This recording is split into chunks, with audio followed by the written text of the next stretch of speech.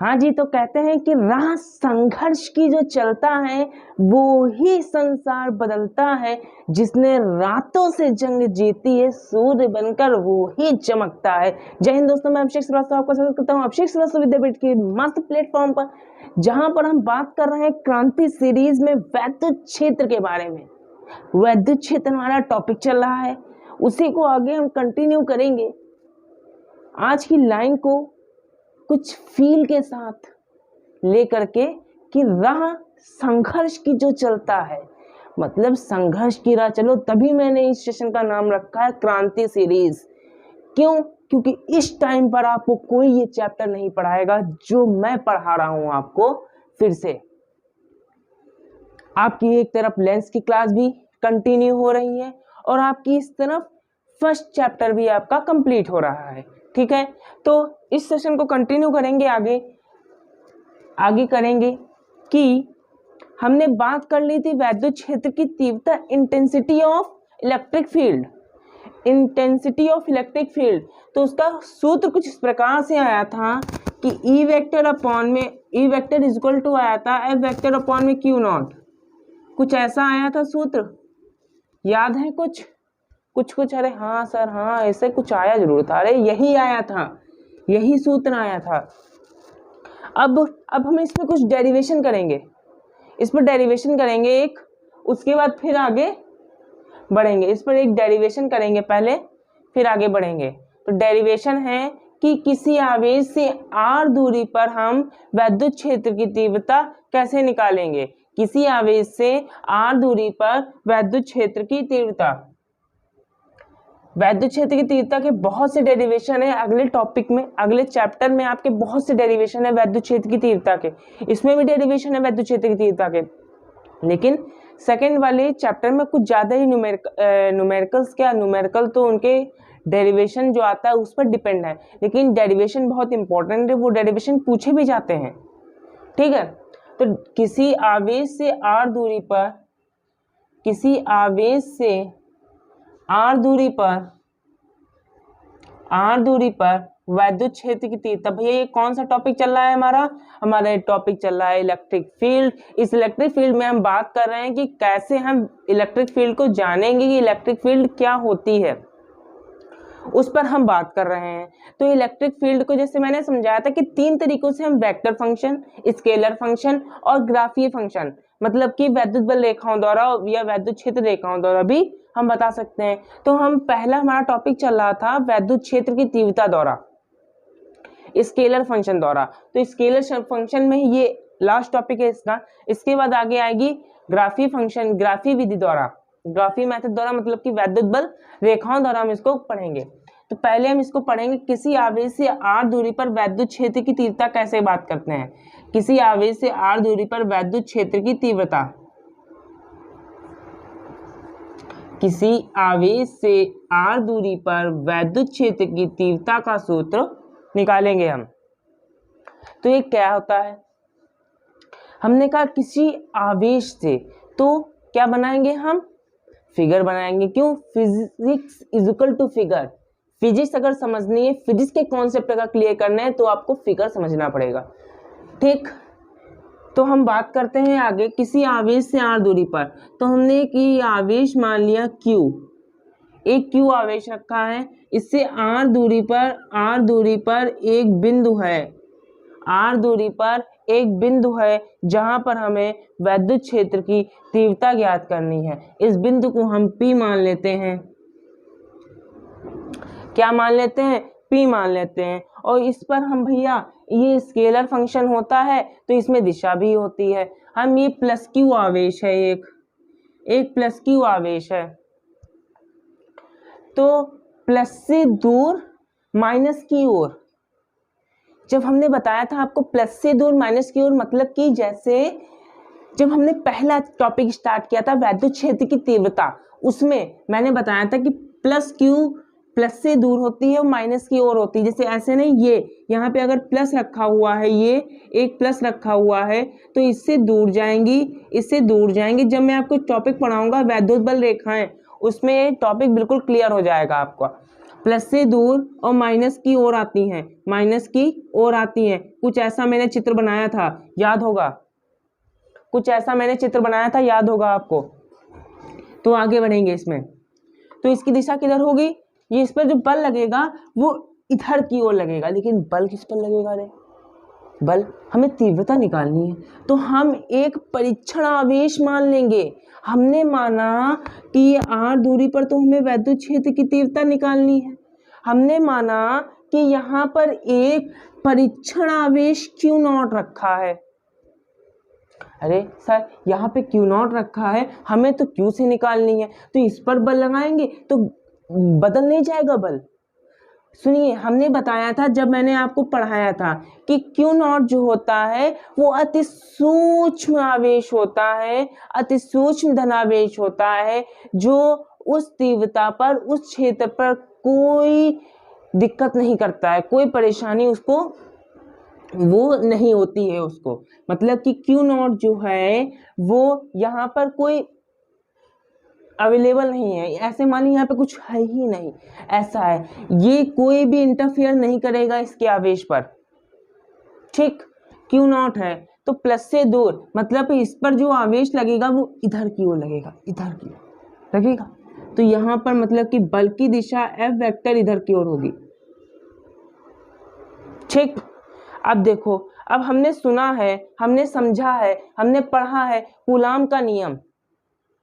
Coulomb का नियम हमने पढ़ा है कि दो स्थिर बिंदु आवेशों के बीच लगने वाला बल उन दोनों आवेशों के गुणनफल के समानुपाती और बीच की दूरी के वर्ग के व्युत्क्रमानुपाती होता है। ऐसा कुछ हमने पढ़ रखा है, वही लगाएंगे कूलाम के नियम से।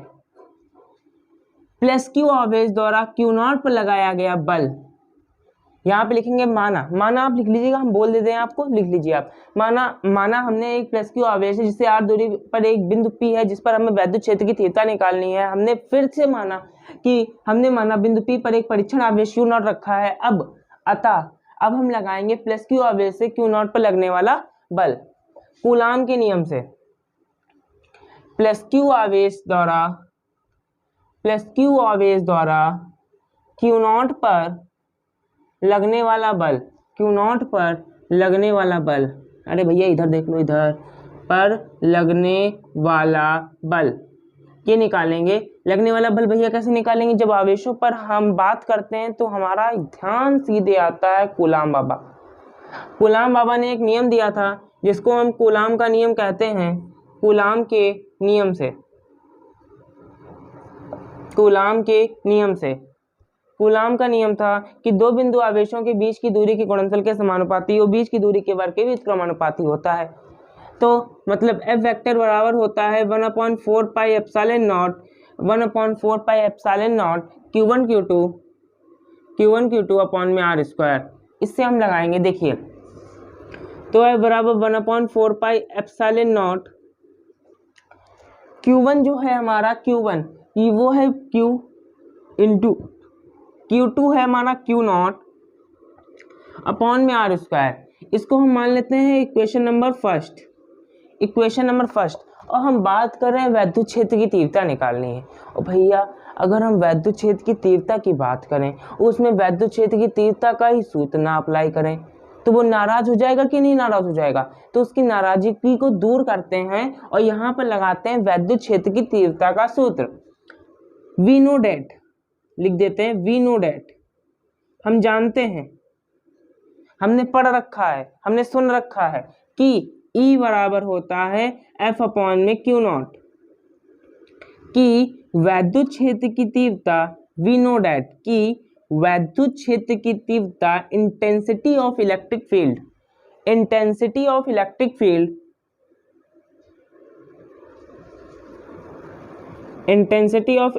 Field E is equal to होता है F अपॉन में Q0। इस वैल्यू को यहाँ पर रखते हैं, इसको इक्वेशन नंबर 2 मान लो, तो यहाँ पर लिख दे फ्रॉम इक्वेशन, यहाँ पे the value of F taking in taking from equation first, Hindi में भी लिख लेना कि समीकरण 1 से f की वैल्यू इसमें रखने पर, ऐसे भी रख सकते हैं, तो E बराबर आ जाएगा f की वैल्यू रख दे 1/4πε0 q into Q not upon में r स्क्वायर अपॉन में क्यू नॉट हो जाएगा। ये भैया प्यार मोहब्बत में कट जाएंगे कि नहीं कट जाएंगे बताओ? कट जाएंगे। तो हमारे पास क्या बचा? हमारे पास बचा E वेक्टर बराबर 1/4πε0 क्यू अपॉन में आर स्क्वायर, क्यू अपॉन में आर स्क्वायर। क्या दिख रहा है आपको? दिख रहा है कि नहीं दिख रहा है? क्यू अपॉन में आर स्क्वायर, यही हमारा आंसर आ जाएगा, यही हमारी वैल्यू हो जाएगी कि किसी आवेश से आर दूरी पर वैद्युत क्षेत्र की तीव्रता का सूत्र क्या होता है। तो यही सूत्र होता है। और अगर किसी माध्यम में रखा हो, किसी माध्यम में होने पर, किसी माध्यम में होने पर, जब कोई माध्यम होगा तब क्या करेंगे? तब ये हो जाएगा E बराबर 1/4πε0 के क्यू अपॉन में आर स्क्वायर। कुछ इस तरीके से बनेगा, बनेगा कि नहीं बनेगा? अब ये हमको बता रहा है, अब ये हमको बता रहा है, हमने पढ़ रखा है, हम इसको ऐसे भी तो लिख सकते हैं। इसकी वैल्यू 9 × 10⁻9 होती है कि नहीं होती है? इक्वल टू क्यू अपॉन में आर स्क्वायर हो जाएगा, हो जाएगा। अब अगर हम इसका वो बनाना चाहें, क्या ग्राफ, तो कैसे बनाएंगे? मतलब कि वैद्युत क्षेत्र की तीव्रता किस पर निर्भर कर रही है? क्यू तो कांस्टेंट है, निर्भर किस पर कर रही है? आर पर निर्भर कर रही है। क्या निर्भर कर रही है? इसका ग्राफ बनाते हैं फिर समझते हैं। देखिए, इसका स्क्रीनशॉट ले लीजिए, फिर आगे इसका ग्राफ बनाते हैं। ठीक है, स्क्रीनशॉट फॉर दैट, आगे का फिर ग्राफ बनाते हैं। ग्राफ देखिएगा अभी, ग्राफ यहाँ का ग्राफ बनाएंगे कैसे, किस पर निर्भर कर रही है? देखिएगा, किसी आवेश पर कैसे निर्भर करती है, इसका ग्राफ बनाएंगे। किसी बिंदु आवेश के कारण उत्पन्न वैद्युत क्षेत्र की तीव्रता किस पर निर्भर करती है, इसके बारे में ग्राफ बनाएंगे। अब देखो ग्राफ बनाते हैं।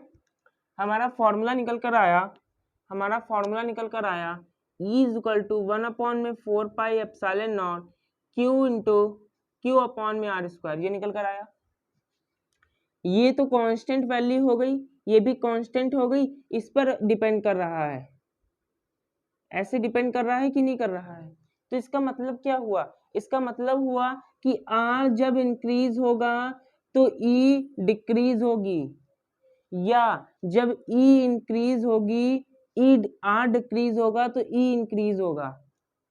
ऐसे समझ में आया नहीं आया? चलो ग्राफ बनाते हैं, ग्राफ समझते हैं।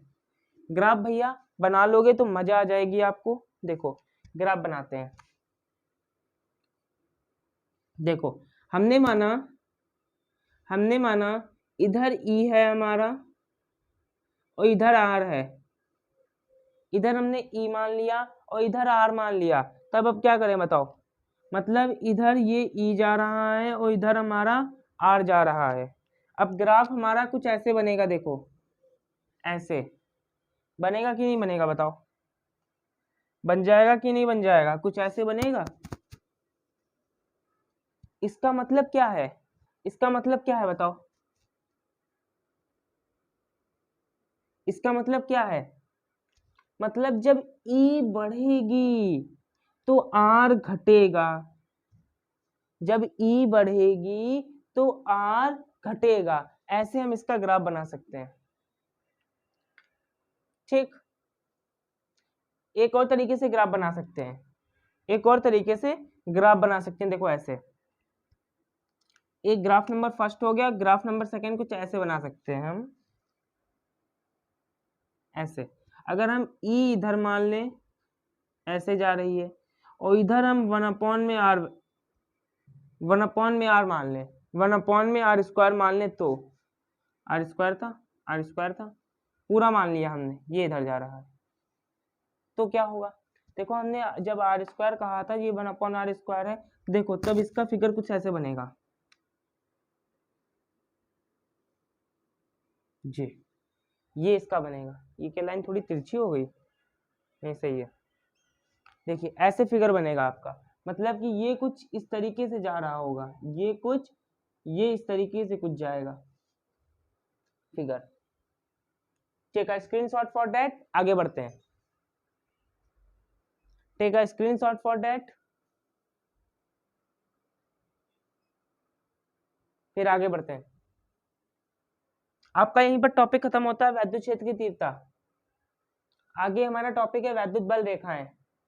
स्क्रीनशॉट ले लिया तो आगे बढ़े, बढ़े आगे, ठीक।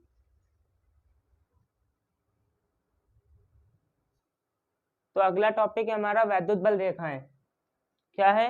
वैद्युत बल रेखाएं, हेडिंग लगा लो, वैद्युत बल रेखाएं, इलेक्ट्रिक लाइंस ऑफ फोर्स, वैद्युत बल रेखाएं, electric lines of force, English में पढ़ लीजिए electric lines of force, of force. Electric lines of force के बारे में पढ़ेंगे कि क्या होती हैं, क्या होती हैं, किसी को पता है? नहीं पता है, हम बताते हैं। वैद्युत बल रेखाएं वह काल्पनिक और निष्कोण वक्र होती हैं जो किसी स्थान पर वैद्युत क्षेत्र की तीव्रता का लगातार प्रदर्शन करती हैं। क्या कहा सर आपने? देखिए इसको हम फिगर से समझते हैं, फिजिक्स इक्वल टू फिगर, ऐसे समझ के देखिए, फिगर बनाएंगे बहुत आसानी से, आपको समझ में आ जाएगा। इसमें बहुत सारी फिगर है, पहले थोड़ी लिख देते हैं, उसके बाद आगे बढ़ते हैं।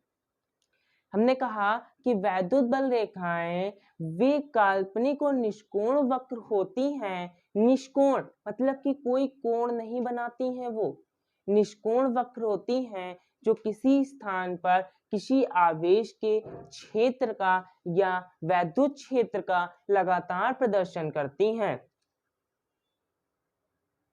वैद्युत बल रेखाएं वे काल्पनिक और निष्कोण वक्र हैं।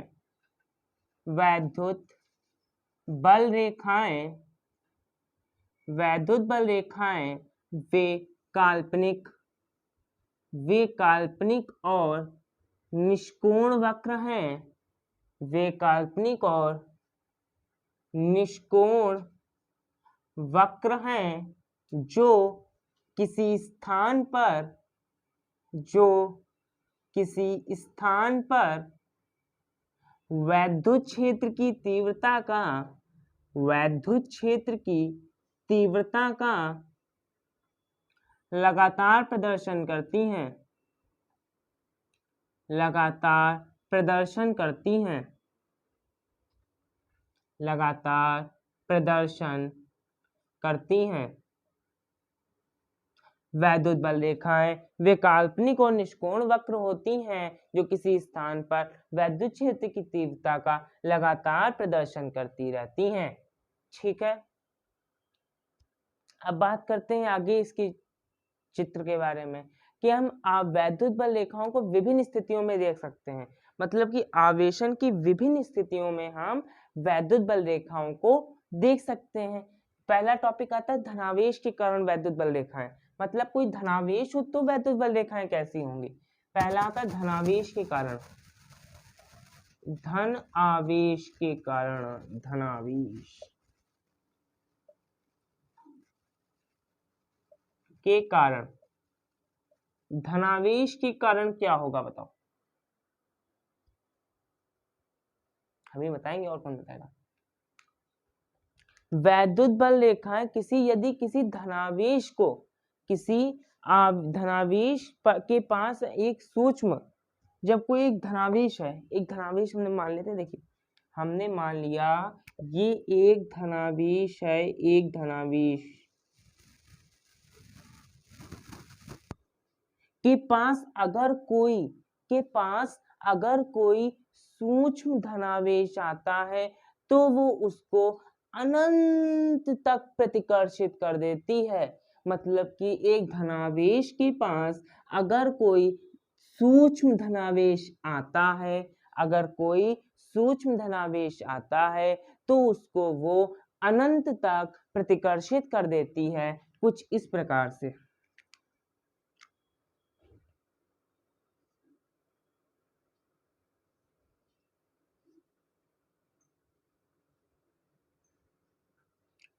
अगर कोई धनावेश आता है तो उसे वो अनंत तक प्रतिकर्षित कर देती है, अनंत तक प्रतिकर्षित कर देती है।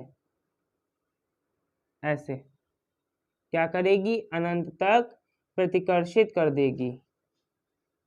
इस प्रकार से मतलब कि अगर धनावेश के पास कोई अति सूक्ष्म धनावेश आता है तो वो उसको अनंत तक प्रतिकर्षित कर देगी। फिर आता है ऋणावेश के कारण, फिर आता है दूसरा ऋणावेश के कारण। ऋणावेश के कारण, ऋणावेश के कारण क्या होता है?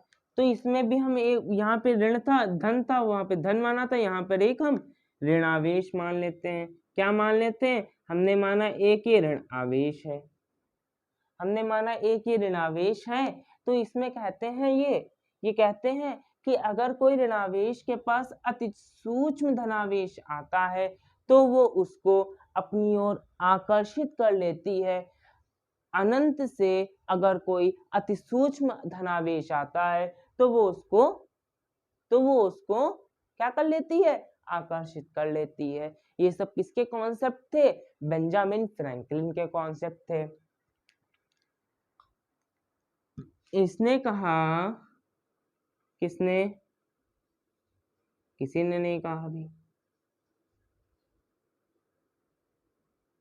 इसने कहा कि अगर कोई अनंत से अगर कोई धनावेश मेरे पास आता है तो वो उसको आकर्षित कर लेती है। क्या कर लेती है?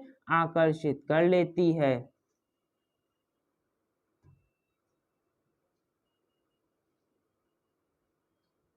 अब भैया इसको सर क्या बता रहे हैं समझ में नहीं आ रहा है। अब ऐसे कि समझो, प्लस से दूर माइनस की ओर, बस इतना कॉन्सेप्ट रखो, प्लस से दूर और माइनस की ओर। अगर हम कोई भी चित्र बनाए, अगर हम कोई भी, अगर यहाँ पे प्लस आवेश है और यहाँ पे माइनस आवेश है तो यहाँ पर इसकी दिशा किधर होगी? इसकी दिशा किधर होगी? अगर बल की बात करें तो इसने कहा प्लस से दूर और माइनस की ओर, प्लस से दूर और माइनस की ओर। इसके द्वारा इस पर जो बल लगाया जाएगा उसकी दिशा किधर होती? अगर हमने माना यहाँ पे प्लस क्यू है, यहाँ पे माइनस क्यू है, तो इसकी दिशा यहाँ इधर होगी कि नहीं होगी? प्लस से दूर होगी तो इसकी दिशा इधर होगी। और इसने कहा माइनस की ओर, माइनस की ओर मतलब कि इसकी दिशा भी इधर ही होगी। दोनों की दिशा इधर होगी कि नहीं होगी? देखो बताओ, होगी कि नहीं होगी? बस ऐसे कॉन्सेप्ट, मतलब आगे बहुत से क्वेश्चन आएंगे जिसमें आपको दिशाएं बतानी होंगी, तो केवल यही कॉन्सेप्ट याद रखो, प्लस से दूर और माइनस की ओर। यहाँ पे लिख दे, बताओ, प्लस से दूर और माइनस की ओर, माइनस की ओर, ये वाला कॉन्सेप्ट याद रखो, बस मक्खन हो जाएगा पूरा टॉपिक। प्लस से दूर और माइनस की ओर, प्लस से दूर और माइनस की ओर, दूरी लिख दिया, बताओ, प्लस से दूर और माइनस की ओर, ये वाला कॉन्सेप्ट लगाओ और सवाल को मक्खन करो। बस यही पर मतलब धनावेश ऋणावेश आता है। बहुत से और टॉपिक्स हैं यहाँ पर कि जब दो बराबर आवेश हो और उनमें क्या हो, उनकी प्रकृति अलग अलग हो, या दो बराबर के आवेश हो मतलब उसका द्रव्यमान एक ही हो लेकिन उनकी प्रकृति समान हो, इस तरीके करेंगे। तो इसका स्क्रीनशॉट ले लो, फिर आगे हम बढ़ते हैं। Take a screenshot for that. हाँ, अब बात करते हैं हम वैद्युत बल रेखाओं के अलग अलग कॉन्सेप्ट पर। हम बात कर रहे हैं वैद्युत बल रेखाओं पर, वैद्युत बल रेखाओं पर। तो इस पर हम बात जब करते हैं तो हमारा दो बात कर लिए हमने, तीसरा आता है दो बराबर हो आवेश, दो बराबर आवेश हो मतलब उनका जो द्रव्यमान हो वो समान हो, एक इतना भारी इतना भारी हो दोनों, तो दो बराबर और असमान प्रकृति के आवेश, दो बराबर और असमान असमान और असमान प्रकृति के आवेश।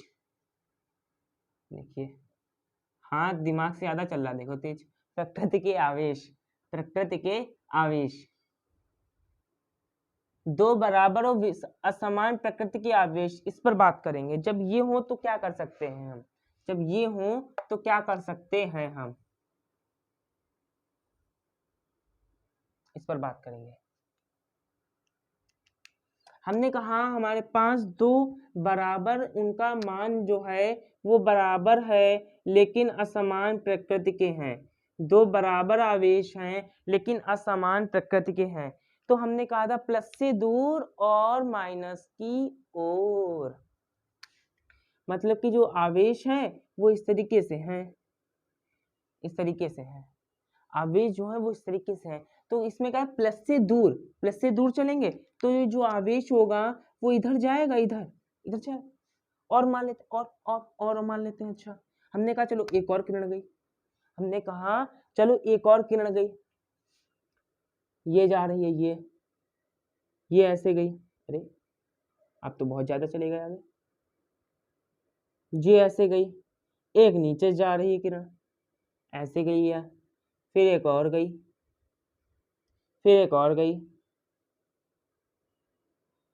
एक और गई, एक और गई, एक और गई, एक और गई। इस तरीके से बहुत सारी किरणें जा रही हैं। क्या जा रही हैं, किरणें जा रही हैं ऐसे, ठीक। और यहाँ पर भी बहुत सारी किरणें क्या हो रही हैं, आ रही हैं। क्या हो रही हैं, इधर से जा रही हैं और इधर आ रही हैं। अब ये कैसे पता चलेगा, अब भैया एरो से बताएंगे और क्या। देखो देखो ऐसे आई तो क्या हुआ, प्लस से दूर, प्लस से दूर, दोनों में कॉन्सेप्ट एक ही लगेगा, सब में प्लस से दूर और माइनस की ओर, प्लस से दूर, प्लस से दूर, प्लस से दूर, प्लस से दूर, और माइनस की ओर, माइनस की ओर, माइनस की ओर, माइनस की ओर, माइनस की ओर, माइनस की ओर।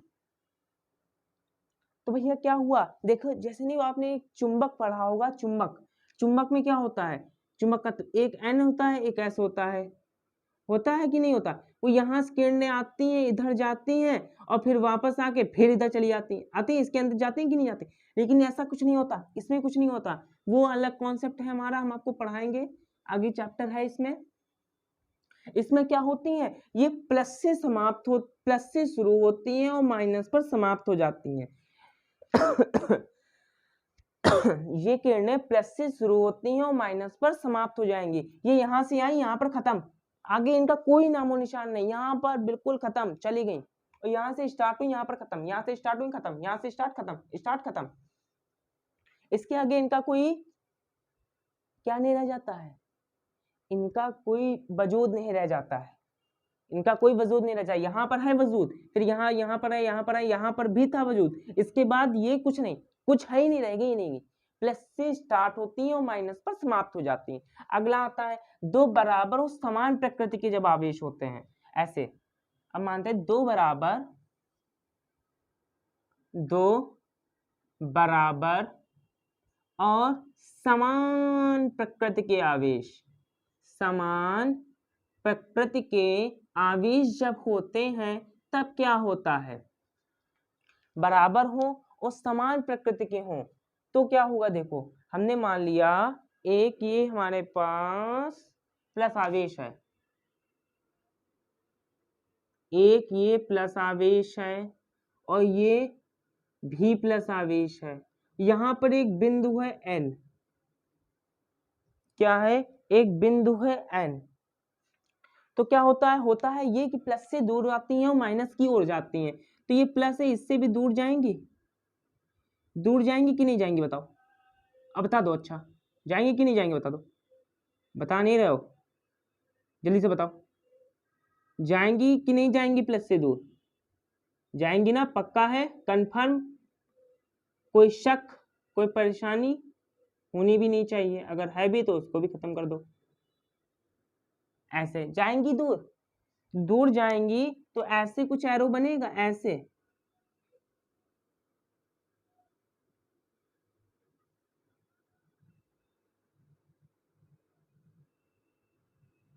देखो ऐसे बनेगा कुछ एरो, तो क्या होगा, ये किरणें इधर जा रही है, ये किरणें इधर जाने को यहाँ पर आ रहा है, यहाँ पर क्या हो रहा है, कुछ नहीं, ये न्यूट्रल हो जाएगा, उदासीन, यहाँ पे ये उदासीन बिंदु हो जाएगा। अतः बिंदु n उदासीन होगा। उदासीन होगा कि नहीं होगा बताओ, होगा कि नहीं होगा बताओ।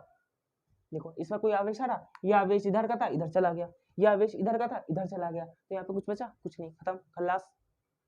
ओके, तो अब अगला है हमारा, जब दोनों आवेश जो है भिन्न भिन्न परिणाम हो, उनके परिणाम जो हो वो भिन्न भिन्न हो लेकिन समान प्रकृति हो, परिणाम भिन्न हो और समान प्रकृति को यहाँ पे बताते हैं। अगला है, ये था हमारा थर्ड, फोर्थ और ये फिफ्थ है। जब परिणाम भिन्न भिन्न हो, जब परिणाम भिन्न भिन्न हो, जब परिणाम भिन्न भिन्न हो, भिन्न भिन्न हो परंतु प्रकृति समान हो, प्रकृति समान हो, तब क्या होगा बताओ, हमें बताएंगे और क्या।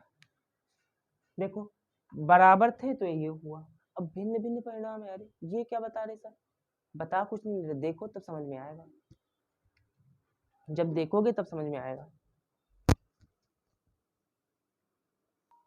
ठीक, जब परिणाम भिन्न भिन्न हो तो परंतु प्रकृति समान हो, तो चित्र कुछ ऐसे ही बनेगा कि नहीं बनेगा। देखो चित्र कुछ ऐसे ही बनेगा, ये हमारा प्लस हो गया, ये हमारा माइनस हो गया, यहाँ पे एक बिंदु n मान लिया हमने, माइनस कैसे होगा भैया, प्लस होगा कि नहीं होगा। भिन्न भिन्न है परिणाम, परिणाम भिन्न भिन्न है, हमने माना इस पर Q1 है, अब तो मानना पड़ेगा ना, इस पर Q1 माना और इस पर Q2 आवेश है, इस पर Q1 है और इस पर Q2 आवेश है, ठीक है कि नहीं है जरूर है। तो ये तो इधर जाएंगी भैया, जाएंगी तो इधर ही, पक्का है कि नहीं पक्का है बताओ।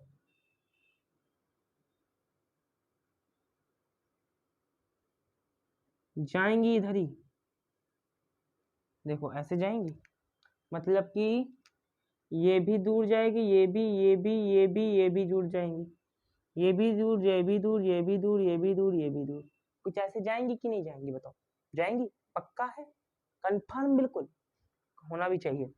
हमने माना ये इधर से इनकी दूरी है R1 और यहाँ से इसकी दूरी है R2, ठीक है।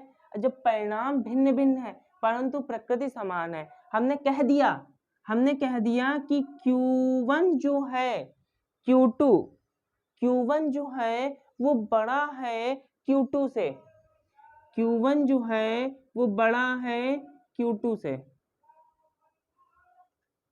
हमने मान लिया कि Q1 व Q2 में Q1 जो है बड़ा है Q2 से। देखो जब Q1 Q2 से बड़ा है तो ये जब Q1 बड़ा है बहुत जल्दी से अपने आवेश को बाहर खींचेगा, बहुत जल्दी बाहर जाएगा, तो n बिंदु क्या है, उदासीन बिंदु किसके समीप आ जाएगा, सीधी सी बात है कि Q2 के समीप आ जाएगा। Q2 में कम है, Q2 कम है और Q1 ज्यादा है, जब Q1 ज्यादा है तो Q1 जल्दी से भागेगा इधर, देखो Q1 इधर भागेगा, Q2 इधर है, तो यहाँ पर ये हमने मान लिया, ये यहाँ पर ये Q1 है, हमने मान लिया ये Q1 है और ये Q2 है। अब Q1 में ज्यादा आवेश है, ज्यादा बड़ा है, ये इधर भागेगा और ये धीमे से भागेगा इतना, और जब ये धीमे ये इतना हो गया तो ये किसके ज्यादा बराबर है, n किसके पास है, इसके पास है, ये क्या था Q2, तो n क्या होगा, बिंदु Q2 के समीप होगा, बस ऐसी। और इनकी दूरियां हैं R1 व R2 है, तो Q1 बटे R1 square plus Q2 is equal to हो जाएगा Q2 बटे R2 स्क्वायर, मतलब कि यहाँ पर आ जाएगा बनके Q1 बटे R1 का स्क्वायर बराबर Q2 बटे R2 का स्क्वायर हो जाएगा, ठीक है। अब यहीं पर कुछ गुण की बात कर लेते हैं, कुछ गुण की बात करते हैं और यहीं पर टॉपिक इसको समाप्त करते हैं। गुण, अब इन पे गुण बात करते हैं, प्रॉपर्टीज क्या होती हैं इसकी, किसकी, वैद्युत बल रेखाओं की प्रॉपर्टीज होती हैं कुछ, उन पर बात करेंगे। ठीक, वैद्युत बल रेखाओं की कुछ प्रॉपर्टीज होती हैं, उन पर बात करेंगे। पहली प्रॉपर्टी, ये निष्कोण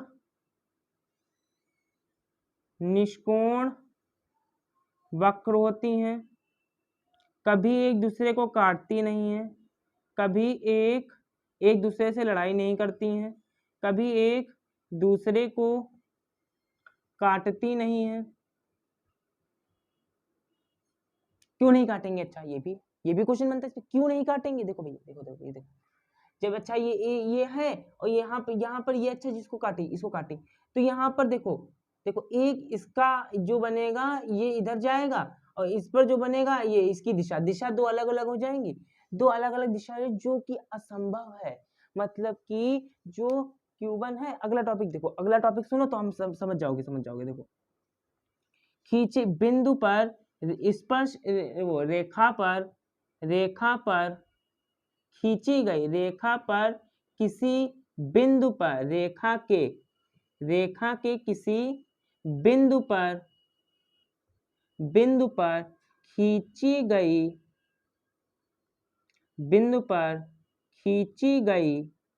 स्पर्श रेखा वैद्युत क्षेत्र की तीव्रता की दिशा को प्रदर्शित करता है। ठीक, ये तीसरा पॉइंट होगा। अब ये देखो, हमने क्या माना? हमने माना जैसे ये थी और यहाँ पर हमने एक ये बिंदु ले लिया, इस पर एक हमने स्पर्श रेखा खींच ली, तो ये स्पर्श रेखा जो है यहाँ पर इसकी वैद्युत क्षेत्र की तीव्रता की दिशा को बता रहा है। ये अगर हम इस बिंदु पर ले लें ये, तो यहाँ पर वैद्युत क्षेत्र की तीव्रता इस ओर होगी, इस बिंदु को ले लें तो ये वैद्युत क्षेत्र की तीव्रता होगी कि नहीं होगी? ऐसे हो जाएगी। ठीक, मतलब कि अब देखो, अब ये उसने कहा था कभी एक दूसरे को काटती नहीं है। देखो, अगर यहाँ पर ऐसे बन जाएंगे, यहाँ पर अगर यहाँ पे बिंदु लेंगे तो ये ऐसे जाएंगे ऐसे, तो वैद्युत क्षेत्र की दो दिशाएं हो जाएंगी, जो कि असंभव है, जो कभी नहीं हो सकती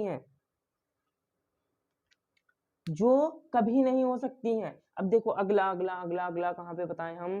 देखो यहीं पे बताते हैं, चलो देखो, वैद्युत बल रेखाएं यदि एक दूसरे के समांतर हैं और बीच की दूरी समान है, यदि रेखाएं एक दूसरे के समांतर हैं और बीच की दूरी समान है, तो वह एक समान वैद्युत क्षेत्र कहलाएगा। तो वो एक समान वैद्युत क्षेत्र कहलाएगा। अब कैसे? देखो ऐसे यहाँ पे बताते हैं। देखो, एक दूसरे के समांतर हो और बीच की दूरी समान हो, बीच की दूरी जितनी, देखो इसकी इतनी दूरी तो इसकी ज्यादा होगी, ये एक समान वैद्युत क्षेत्र नहीं हुआ। अब देखो, ये इतनी हो गई, ये इतनी होगी, ये इतनी, लेकिन ये छोटी हो गई तो ये भी नहीं बना, मतलब ये गलत हो जाएगा। देखो ऐसे एक समान वैद्युत क्षेत्र बने, ये भी गलत हो गया। देखो आप स्केल से बनाइएगा, बहुत आसानी से बन जाएगा। ये बन जाएगा हमारा एक समान वैद्युत क्षेत्र, इस तरीके से बन जाएगा। ठीक, इस तरीके से आपका वैद्युत क्षेत्र बन जाएगा।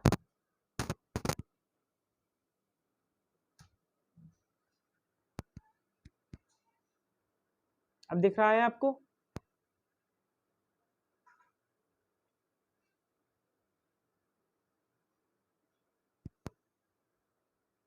ठीक, हो जाएगा। आगे बढ़े फिर। देखो, इतना तो हो गया। अब यहाँ पर खाली एक टॉपिक आता है, जो मैं आपको कल खत्म कर दूं या आज ही खत्म कर दूं?